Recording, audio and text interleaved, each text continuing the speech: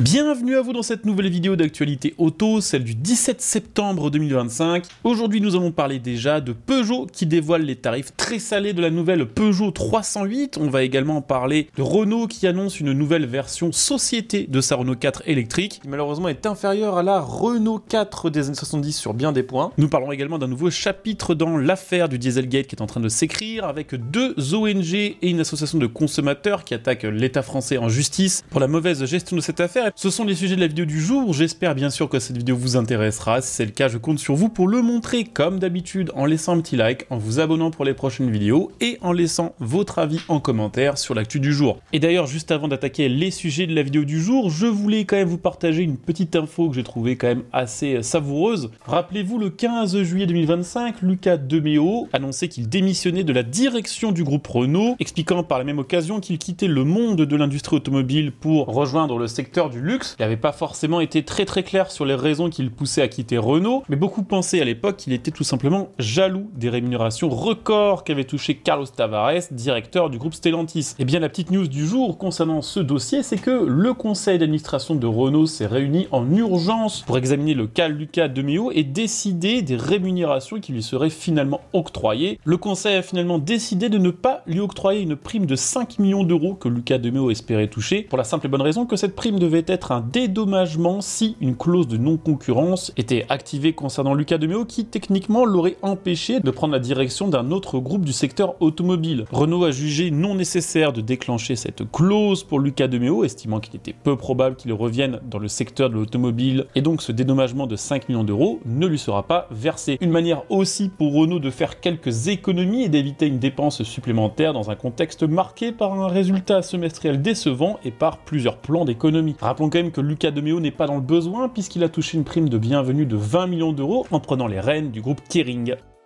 Bon, pour le vrai premier sujet de cette vidéo, je voulais parler avec vous des tarifs de la nouvelle Peugeot 308, tarifs dévoilés hier par Peugeot. L'entrée de gamme de la nouvelle 308 sera quand même à 33 400 €, même si c'est une augmentation mineure par rapport au prix de l'ancienne 308. Ça fait tout de même de cette nouvelle 308 un modèle plus cher qu'une Volkswagen Golf. Pour une voiture équipée d'un dérivé du moteur 1 litre de PureTech hybridé, c'est quand même pas donné, d'autant plus que si on veut se passer du fameux moteur PureTech sur ce modèle, il faudra débourser au moins 42 000 € pour avoir accès soit à une version équipée d'un moteur 1,6 litre hybridé 4 cylindres, soit d'une version électrique lui fournissant une autonomie WLTP d'environ 450 km. Après, il faut le dire, si on la compare avec sa rivale allemande, la Golf affichait 30 900 €, 3 000 € moins cher quand même. La 308 de base est plus puissante avec 145 chevaux contre 116 pour la Golf, et globalement la liste d'équipements, même sur les versions de base, est plus fournie que sur son équivalente allemande. Reste deux choses à dire par rapport au prix de cette 308, c'est que même si l'augmentation de prix est assez mineure comparée à la 308 de la phase précédente, la différence de prix entre l'entrée de gamme de la nouvelle 308 et l'entrée de gamme de la 308 vendue avant le Covid, les prix ont quasiment doublé. À l'époque, on pouvait avoir une 308 neuve pour 18 800 €. Alors certes, on n'avait pas la même motorisation et on n'avait pas les mêmes équipements, n'empêche que là, c'est un signe plus que flagrant de la montée en gamme volontaire qu'opère Peugeot depuis quasiment 10 ans. Et même si on compare les versions GTI de l'époque, qui était vraiment le haut de gamme et qui faisait quand même 270 chevaux, elle coûtait quand même 5 000 € de moins que les versions les moins équipées de la nouvelle 308 en hybride rechargeable et ses 195 chevaux. Alors certes, les autres constructeurs ne font pas forcément mieux côté augmentation des prix, mais ce modèle-là, c'est quand même particulièrement flagrant. Après, et ça c'est le deuxième point que je voulais aborder pour conclure ce sujet, il est possible qu'une nouvelle version de la 308 moins chère arrive dans quelques mois, qui récupérerait la mécanique de l'Opel Mokka, qui est lui proposée dans une version 136 chevaux accouplée à une boîte manuelle, une mécanique qui pourrait être bien moins coûteuse pour les clients, une motorisation dont on ne sait toujours pas si Stellantis arrivera à la rendre compatible avec les normes Euro 7, ce qui pourrait expliquer pourquoi elles sont pour l'instant indisponibles sur la nouvelle 308. Donc à vous de me dire ce que vous pensez du tarif de cette 308, est-ce que c'est un modèle qui peut éventuellement vous intéresser pour un futur achat à ce prix-là? N'hésitez pas à vous prononcer en commentaire.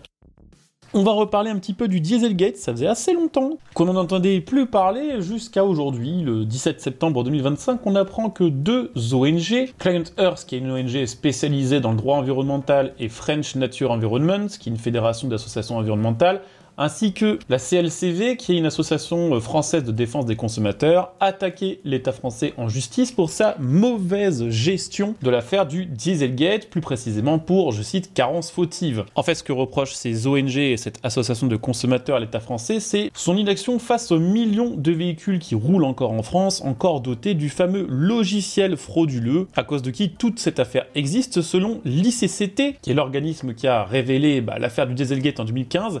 Environ 2,7 millions d'automobiles construites entre 2009 et 2019 circulent toujours en France sans avoir été remises en conformité, c'est-à-dire sans être repassées par la case concession pour modification du système informatique et remplacement de l'ancien logiciel par un nouveau logiciel moins frauduleux. Alors la France a essayé d'accélérer un petit peu le mouvement, puisqu'en 2023 il y avait encore 3,3 millions de voitures qui devaient être réparées, on peut dire ça comme ça, ce qui veut dire qu'environ 600 000 modèles ont été traités en 2 ans, un délai qui est quand même jugé intolérable par la CLCV, par France Nature Environnement et par Climate Earth, qui ont donc saisi le tribunal administratif après une mise en demeure restée sans suite. Les véhicules incriminés rejettent entre 2 et 10 fois plus de NOx que les normes et les valeurs officiellement annoncées. La CREA, qui est un organisme finlandais de recherche sur l'énergie et l'air pur, estime que cette surpollution générée par ces véhicules au logiciel truqué aurait causé environ 16 000 décès supplémentaires depuis 2009 et pourrait en provoquer 8 000 de plus d'ici 2040. Les pertes économiques sont-elles évaluées à 101 milliards d'euros, avec un risque de 45 milliards additionnels si rien n'est fait. Contrairement à ce que beaucoup de gens croient, le Dieselgate ne concerne pas du tout que Volkswagen. C'est chez Volkswagen que ce scandale a explosé, mais en réalité quasiment tous les constructeurs automobiles sont impliqués de près ou de loin dans cette affaire. Peugeot par exemple a déjà rappelé ses 308 qui étaient concernés début septembre, 1 an après l'alerte du service de surveillance des moteurs. Opel a fait pareil avec la Meriva, mais il y a certaines marques, notamment Volvo, qui pourtant essayent de se donner une image très propre, très moderne, très respectueuse de l'environnement.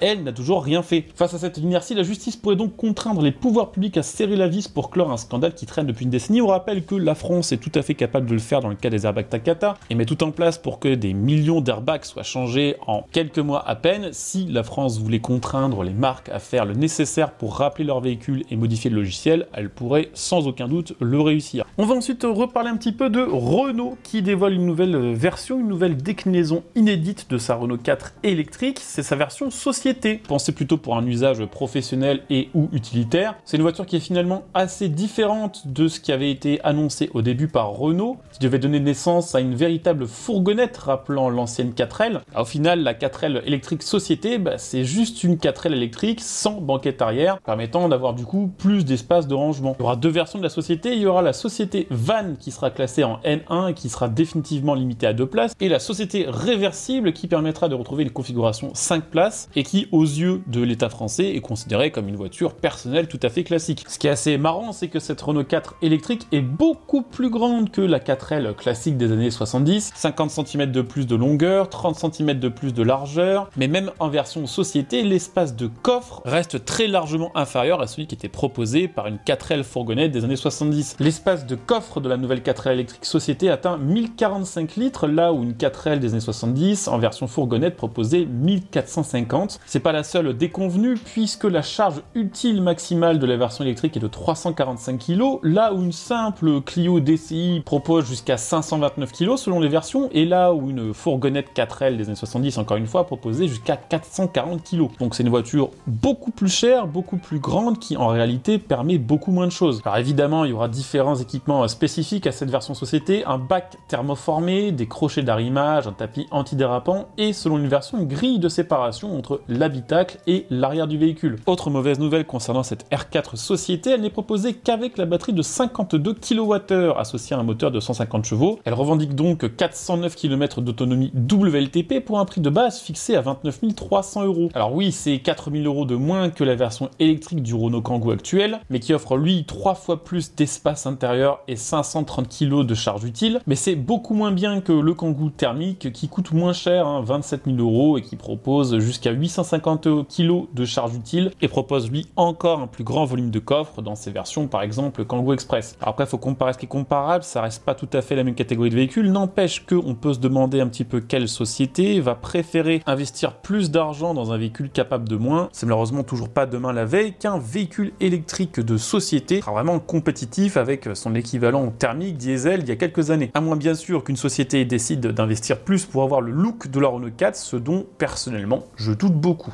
On On a donc fait le tour de ces actus automobiles du 17 septembre 2025. J'espère bien sûr que cette vidéo vous aura intéressé. Si c'est le cas, je compte sur vous pour le montrer comme d'habitude, en laissant un petit like, en vous abonnant et en laissant un petit commentaire. On se retrouve dès demain pour une nouvelle vidéo. Portez-vous bien. Ciao.